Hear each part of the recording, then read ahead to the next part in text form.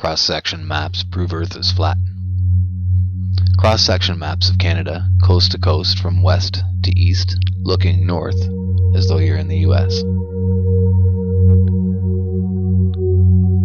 So welcome back to Flatwater. What we're going over today is cross-section maps of Canada and of other places, and some other evidences that again prove that the Earth is flat. So I would hope that I wouldn't have to go over the standard fare, but I have to do it to lay the groundwork, and because some people still don't seem to understand that if you have a huge area on the Earth that is completely flat and there is no curvature, that we cannot be living on a large ball, that there's simple trigonometric ratios that prove that if the water is flat, that the Earth cannot be a ball. It must therefore be a plane. But apparently I do have to go over these things. As I said, some people just don't seem to understand yet that water is flat, and standing water in the oceans and in lakes and all over the world is flat and on the same plane. So what we're going to begin with is this diagram of, and this is a mainstream diagram. I just downloaded this from the internet. So this is what scientists claim is the makeup of the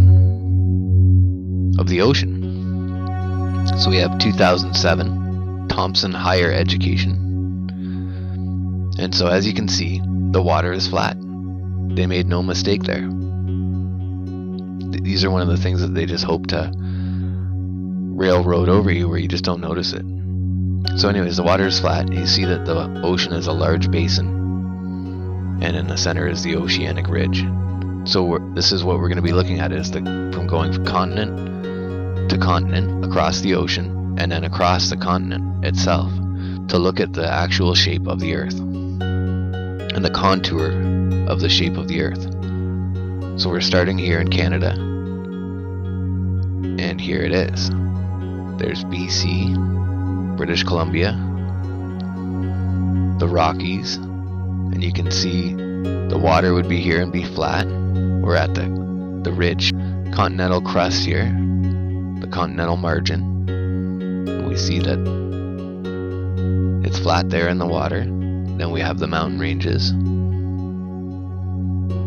and we go across. We're going across Canada from west to east.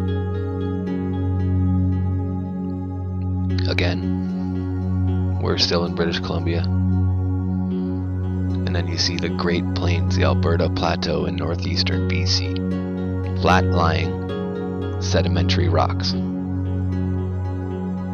Then we move across Alberta, and you can see right here, the red line, the area that it's indicating in Alberta. And it's about half of Alberta.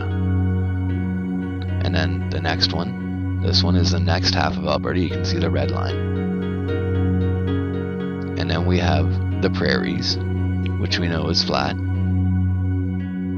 And then we have Ontario, Lake Superior, Lake Michigan, Lake Erie, Lake Ontario, and the Gulf of St. Lawrence, and then mean sea level, back to sea level.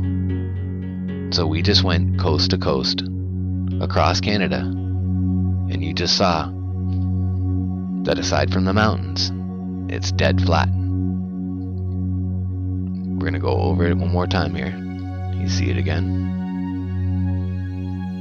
Across the prairies, down across Ontario, and back to mean sea level. And so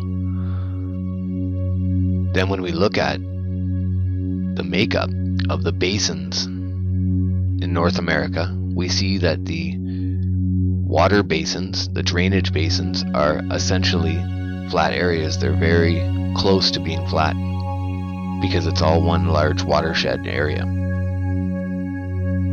And so you see how large it is here in Canada.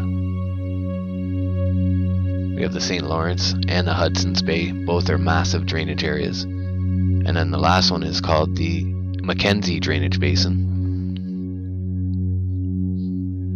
And then we have the Mississippi, which is another massive basin. And then the Baja and the rest of the western side of the U.S. is another large basin as well, running down through Mexico. And then we move across the flat ocean, the deep ocean basin, and over to Europe. And now check out these cross-section maps of Europe. And they prove again that the majority of the land is flat. And when combined with the water, the Earth is a gigantic plain.